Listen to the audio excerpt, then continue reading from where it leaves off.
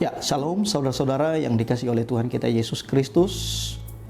Apa kabar kita semua? Saya berharap dan berdoa saudara-saudara dalam keadaan baik. Ada pesan firman Tuhan hari ini untuk kita semua, tertulis di dalam Matius 18, khususnya di ayat 15 sampai ayat yang ke-20. Saudara-saudara, kita tahu hari-hari ini kita hidup di era digitalisasi, di era media sosial. Tidak itu ibu-ibu, tidak juga itu bapak-bapak ataupun anak-anak. Itu sekarang sudah bermain media sosial. Dan kadangkala Bapak Ibu yang dikasihi oleh Tuhan, di zaman media sosial hari ini, ketika terjadi konflik internal atau konflik pribadi, kadangkala diumbar di media sosial, yang harusnya tadinya itu untuk kalangan pribadi, akan menjadi kalangan umum dan diketahui oleh publik.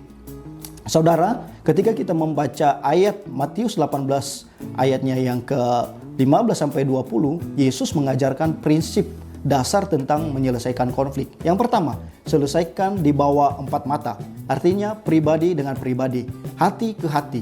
Dan pada akhirnya kita bisa menyelesaikan, kita bisa mengampuni ketika terjadi konflik. Dan kalaupun tidak selesai dengan 4 mata, Yesus mengajarkan prinsip yang kedua, panggil 2 orang lagi untuk bisa bersama-sama menyelesaikan. Artinya apa? Ada komunitas yang menyelesaikan. Tentu saja komunitas yang hidup di dalam Tuhan, sehingga terjadi pengampunan, terjadi rekonsiliasi yang pada akhirnya nama Tuhan yang dipermuliakan. Saudara yang dikasihi oleh Tuhan, 2 prinsip ini, yaitu 1 menyelesaikan dengan 4 mata, dan yang kedua ada komunitas internal yang hari-hari ini sering sekali tidak terjadi, Bapak Ibu yang dikasihi oleh Tuhan. Sering sekali jari kita lebih cepat untuk mengupload dan pada akhirnya menjadi konsumsi umum.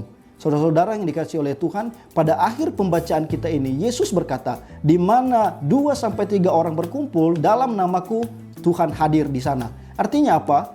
Sering sekali hal ini dikaitkan dengan konteks ibadah. Tetapi kalau kita baca hari ini berbicara tentang konteks rekonsiliasi, penyelesaian masalah, di mana ada 2-3 orang berkumpul yang mempunyai hati yang tulus untuk menyelesaikan masalah, Tuhan hadir di sana. Artinya apa? Masalah itu selesai bukan karena orangnya, tetapi karena kehadiran Tuhan di sana. Terjadinya pengampunan bukan karena kekuatan manusia, bukan karena ego manusia, tetapi terjadinya pengampunan karena kekuatan yang daripada Roh Kudus. Jadi saudara-saudara, ketika kita ada konflik, baik di keluarga kita, di komunitas kita, di tempat kita pekerjaan, ataupun di tempat kita pelayanan, jangan cepat-cepat upload di media sosial yang akhirnya menjadi konsumsi umum.